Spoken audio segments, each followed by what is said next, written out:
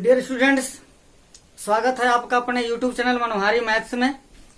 आइए त्रिभुज के अंतर्गत एनसीईआरटी एक्सरसाइज 6.2 के कुछ प्रश्नों को देखते हैं जो थेल्स प्रमेय पर आधारित हैं।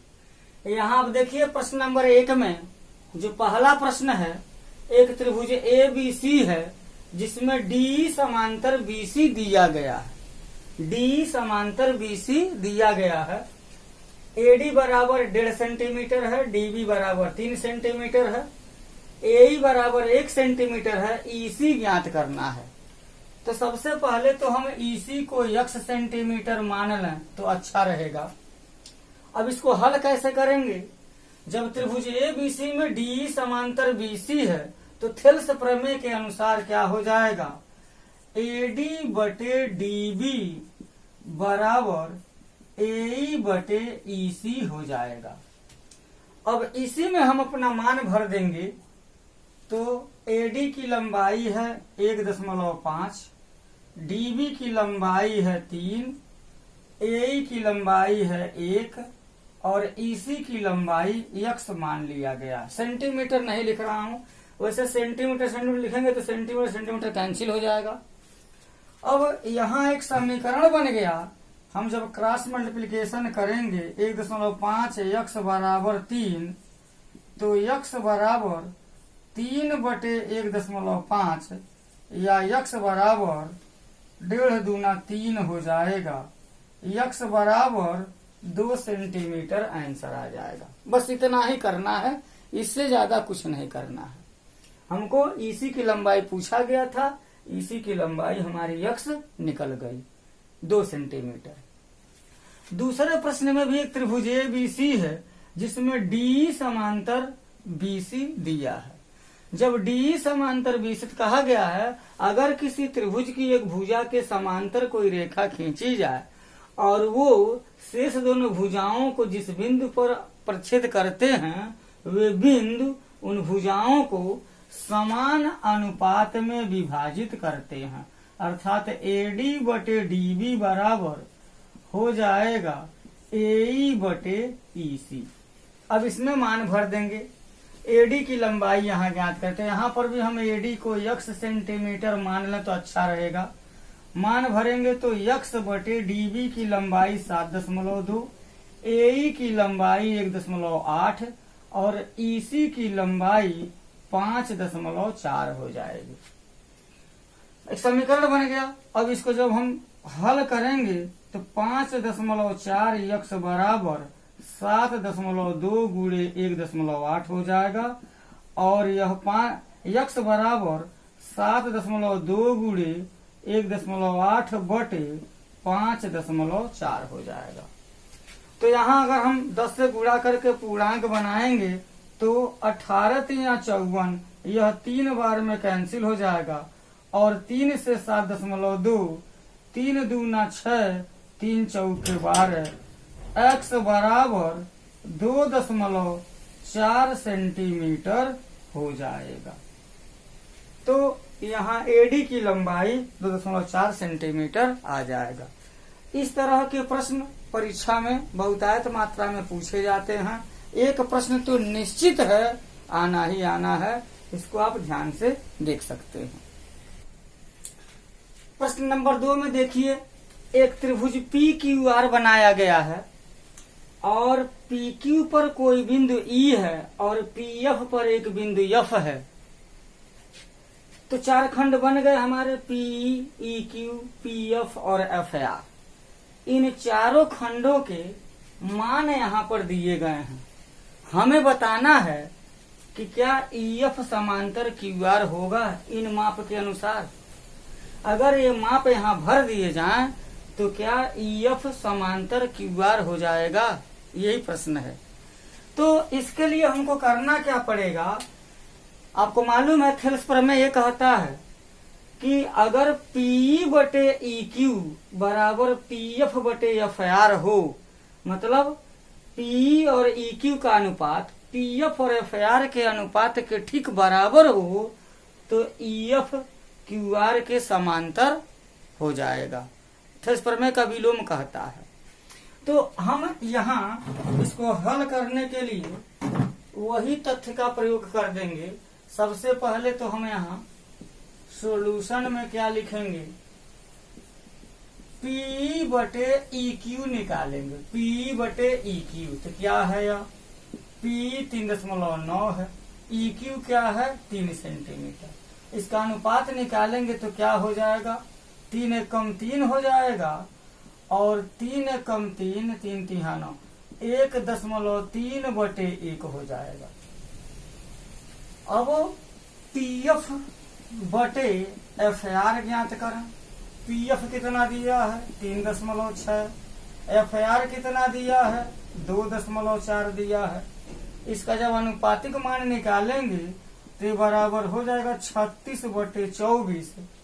तो यहाँ 12 दूना 24 और 12 तिहा 36 बराबर 3 बटे 2 हो जाएगा। इसको बहुत कर सकते हैं तो हम 13 बटे 10 कर सकते हैं। इसको पूर्णांक अगर बना लें तो हम क्या देख रहे हैं, P बटे EQ का अनुपात 13 बटे 10 है और PF बटे FR का अनुपात 3 बटे 2 है। ये दोनों आपस में बराबर तो नहीं है। तो यहाँ किस निर्णय पर पहुंच सकते हैं, यहाँ हम पहुंचेंगे, यहाँ PE बटे EQ बराबर नहीं PF बटे FR, मतलब इन दोनों का अनुपात इन दोनों के अनुपात के बराबर नहीं है। इसलिए इस माप के अनुसार EF समांतर QR नहीं होगा। EF समांतर QR नहीं होगा, वो असमांतर हो जाएंगे क्योंकि अनुपातिक मान बराबर नहीं है। यहाँ प्रश्न नंबर 2 का ही जो दूसरा प्रश्न है उसमें इन्हीं मापों को बदल दिया है। P का मान 4, PF का मान 8 सेंटीमीटर, EQ का मान 4.5 सेंटीमीटर, FR का मान 9 सेंटीमीटर है। तो पता करना है कि EF समांतर QR है कि नहीं है। तो थेल्स प्रमेय का जो विलोम है कहता है अगर PE बटे EQ बराबर PF बटे FR तो EF समांतर QR हम कह सकते हैं। तो देखा जाए यहाँ बराबर होता है कि नहीं होता है। तो सबसे पहले PE बटे हम EQ निकालेंगे। PE बटे EQ क्या हो जाएगा, ये 4 सेमी है और बटे ये हो जाएगा 4.5 सेंटीमीटर, बराबर कितना हो जाएगा, बहुत कर सकते हैं तो 40 बटे इसको हम 45 कह सकते हैं। 5 बटे 40, 5 9 45, 8 बटे 9 हो जाएगा। अब यहाँ PF बटे FR निकालें।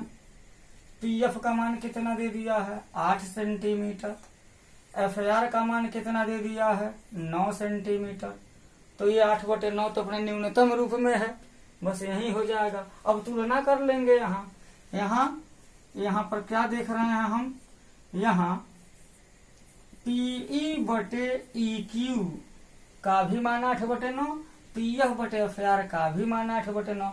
राइट हैंड साइड बराबर है, लेफ्ट हैंड साइड बराबर हो जाएगा, अर्थात PF बटे FR हो जाएगा। तो जब यहाँ अनुपातिक मान बराबर है तो क्या हो जाएगा, इसलिए यहाँ EF समांतर QR के हो जाएगा। तर्क क्या दे देंगे, थेल्स प्रमेय का विलोम।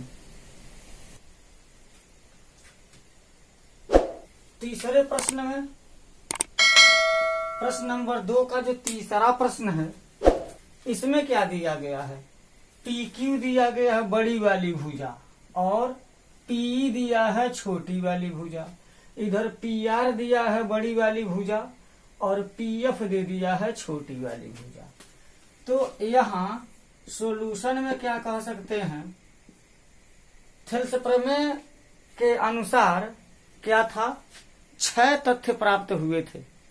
इतना बटे इतना बराबर इतना बटे इतना, इसका विलोम इतना बटे इतना बराबर इतना बटे इतना, फिर इतना बटे इतना बराबर इतना बटे इतना। हर दशा में उन 6 कंडीशन आने पर ये EF समांतर QR हो सकता है।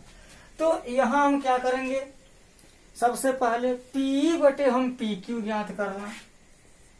कोई जरूरी नहीं कि PE बटे EQ ही ज्ञात करें। अगर कभी EQ की जरूरत पड़ेगी तो PQ में से हम PE को घटा देंगे तो EQ प्राप्त हो जाएगा।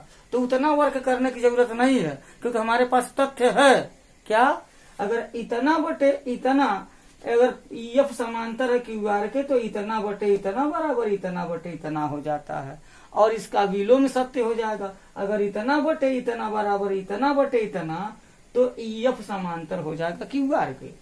तो हम क्या करेंगे, यहाँ PE बटे PQ निकाल देंगे, क्योंकि इनके मान हमको मालूम है। तो PE का मान क्या है 0.18, PQ का मान कितना है 1.28।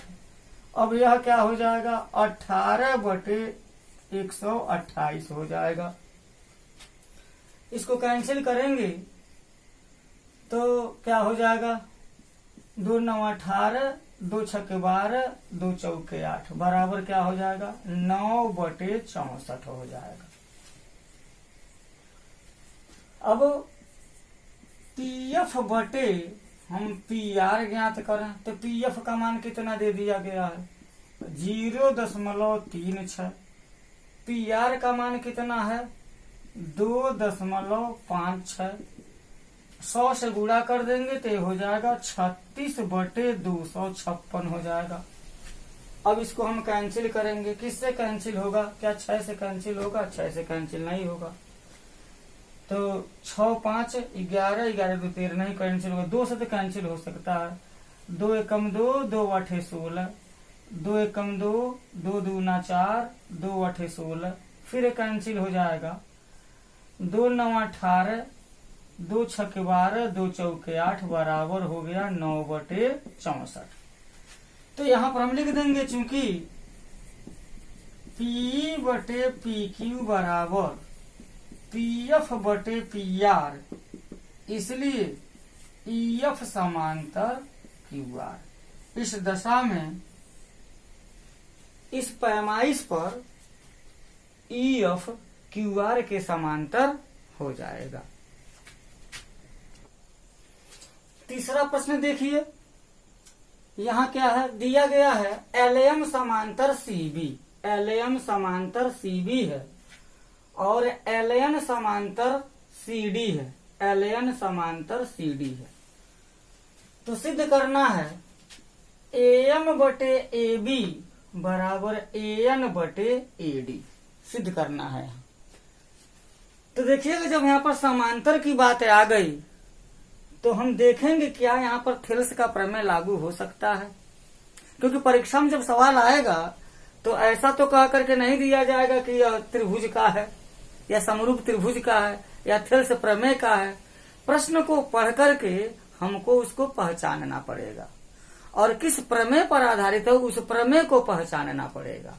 तो यहाँ पर देखिए त्रिभुज ABC में अगर हम देखें, पहले थेल्स प्रमेय क्या ये समझा जाए। अगर यह त्रिभुज ABC है, यहाँ समांतर रेखा यहाँ DE खींच दी गई तो क्या होता है AD बटे DB बराबर AE बटे EC होता है, या AD बटे AB बराबर AE बटे AC होता है। 6 तरह के संबंध होते हैं, कोई भी लागू किया जा सकता है। यहाँ कौन सा लागू होगा वही पहचानना है हमको। तो क्या इस तरह की स्थिति इस चित्र में दिख रही है, ये हमको विचार करना पड़ेगा।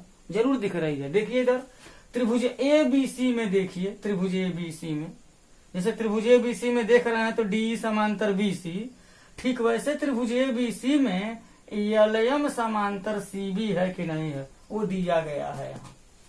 तो वही बात हम यहाँ लिख देंगे, लिखेंगे त्रिभुज ABC में क्या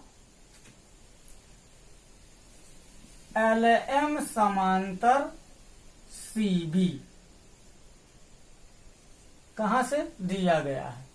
तो हमको परिणाम क्या मिलेगा, परिणाम हमको मिल जाएगा AM बटे AB बराबर AM बटे AB इसलिए लिख रहा हूं, यहाँ पर AM बटे MB भी लिखा जा सकता है, लेकिन AM बटे AB लाना है, इसलिए AM बटे AB लिख दिया जाए। जब AM बटे AB करेंगे तो बराबर AL बटे AC करना पड़ेगा, AL बटे AC करना पड़ेगा। समीकरण नंबर 1 हो गया। फिर त्रिभुज ADC में, ये नीचे वाले त्रिभुज में देखिए, त्रिभुज ADC में यहाँ पर क्या हमको प्राप्त है, यहाँ पर हमको प्राप्त है LN समांतर CD, LN समांतर CD, ये भी दिया गया है, लिखने की जरूरत नहीं है, दिया गया है। तो परिणाम हमको क्या मिल जाएगा, यहाँ पर भी जब यहाँ AM बटे AB किए हैं तो वैसे यहाँ पर AN बटे AD करना पड़ेगा, तो हो जाएगा AN बटे AD बराबर AL बटे AC हो जाएगा, AL बटे AC। ये समीकरण नंबर 2 हो गया। समीकरण 1 और समीकरण 2 दोनों थेल्स प्रमेय, मुख्य थेल्स प्रमेय, आधारभूत अनुपातिकता प्रमेय के अनुसार इसको लिख दिया गया है। इसकी जरूरत नहीं है, इसे मिटा देता हूं, समझने के लिए बनाया था। अब समीकरण 1 और 2 से देखा जाए, समीकरण 1 और 2 से हमको क्या मिलेगा, देखा यहाँ समीकरण 1 का दायां पक्ष AL बटे AC, समीकरण 2 का दायां पक्ष AL बटे AC है। तो जब किसी समीकरण के दाएं पक्ष बराबर हों तो उनके बाएं पक्ष भी बराबर हो जाते हैं, और यहाँ हमको मिल जाएगा AM बटे AB बराबर AN बटे AD, ये मिल जाएगा हमको। यही चीज हमको सिद्ध करना था, AM बटे AB बराबर AN बटे AD, इति सिद्धम।